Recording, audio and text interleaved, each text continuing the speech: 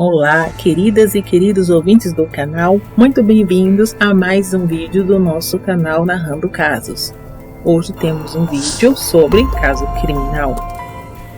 Toda sexta-feira teremos um vídeo sobre caso criminal aqui no nosso canal. Então, já no comecinho, peço para vocês deixarem um like, porque isso me ajuda muito, e comentem, compartilhem, se inscrevam no nosso canal. Este é um caso real de uma morte brutal de um homem ocasionada por seu próprio filho.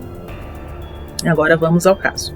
O senhor William Spiller, de 48 anos, morava sozinho com seu filho, Nathan Robson, de 27 anos, em um apartamento localizado no condado de Dorset, na Inglaterra. William era condutor de táxi e já havia trabalhado como porteiro e instrutor de direção nos últimos anos. Ele tinha 1,90 m de altura e pesava quase aproximadamente 148 quilos. Mais tarde, um amigo dele, chamado John, relatou publicamente que ele era conhecido pelo apelido carinhoso de O Gigante Gentil, ou Big Bill.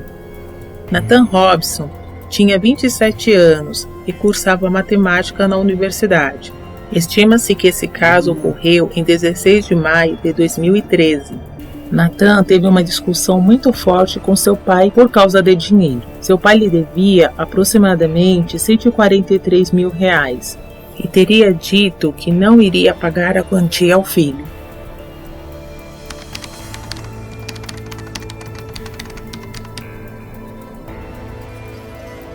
Então, furioso e descontrolado, Nathan teria esfaqueado seu pai sozinho até a sua morte. Em seguida, ele usou uma serra elétrica para desmembrar o corpo. A cabeça foi armazenada em um armário, e as demais partes do corpo foram armazenadas em caixas plásticas e misturadas com outras roupas e outros objetos pequenos. Em seguida, ele fechou todas essas caixas e montou uma espécie de móvel, como se fosse uma rack com essas caixas, e as deixou na sala. Sobre elas, ele apoiou a sua televisão, como se as caixas com as partes do corpo do seu pai fossem uma espécie de móvel de marcenaria. Um dia após o crime, Nathan viajou para participar de uma festa com alguns amigos e levou junto com ele uma caixa contendo a sua coleção de filmes de jogos mortais. Essa caixa foi deixada na casa de um de seus amigos. Ele também levou uma quantia em dinheiro que sacou da conta de seu pai e gastou todo o dinheiro na viagem com os amigos. Após a viagem, ele continuou vivendo normalmente, como se nada tivesse acontecido. Por algum tempo, Nathan continuou usando o aparelho de celular de seu pai para simular que o pai ainda estava vivo e não levantar suspeitas a ninguém sobre o seu desaparecimento e evitar que descobrissem o crime bárbaro que ele cometeu. Ele, inclusive, chegou a enviar mensagens para o melhor amigo de seu pai, para que eles não desconfiassem de nada do que estava acontecendo. Ele chegou a pagar o aluguel do seu pai. Mas a farsa não durou por muito tempo, pois a namorada de William achou muito estranho que já tinha um certo tempo que ele não aparecia pessoalmente para lhe visitar e que também ele não estava mais respondendo às últimas perguntas e mensagens que ela lhe enviava pelo celular. Então, desconfiada que algo não estava certo, ela relatou o seu desaparecimento para a polícia. O vizinho do apartamento de baixo também notou que um estranho líquido rosa estava escorrendo por sua parede e ficou desconfiado. Ele também chamou as autoridades e, além de mostrar o escorrimento do tal líquido que escorria pela sua parede, ele ainda relatou ter ouvido uma discussão no apartamento de cima alguns dias antes.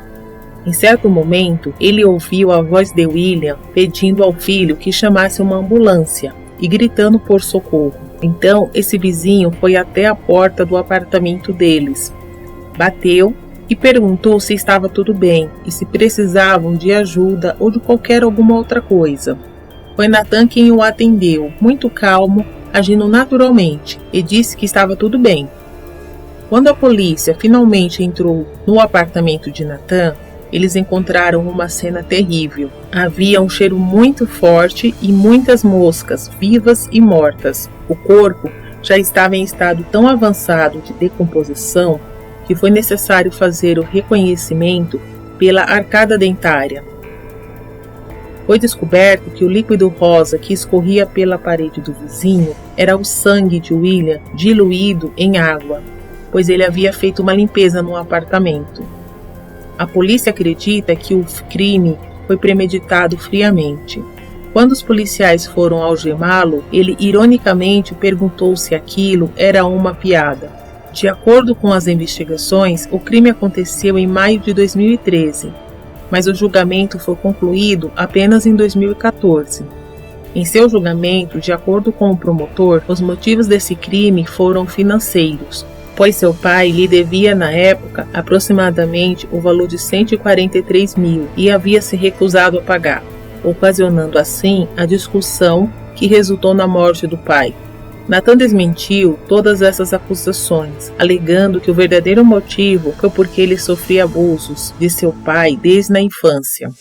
Ele também disse que ele amava seu pai e que estava em um momento de insanidade mental, que mal se lembrava do que tinha acontecido naquele dia, e que os abusos que sofreu de seu pai na infância foram o motivo real de desencadear aquele momento de surto que ele teve.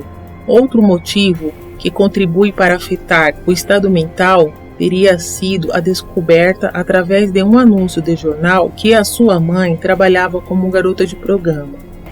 Porém, a promotoria não acreditou em suas versões, pois concluíram que a sua intenção era diminuir a sua responsabilidade do crime praticado.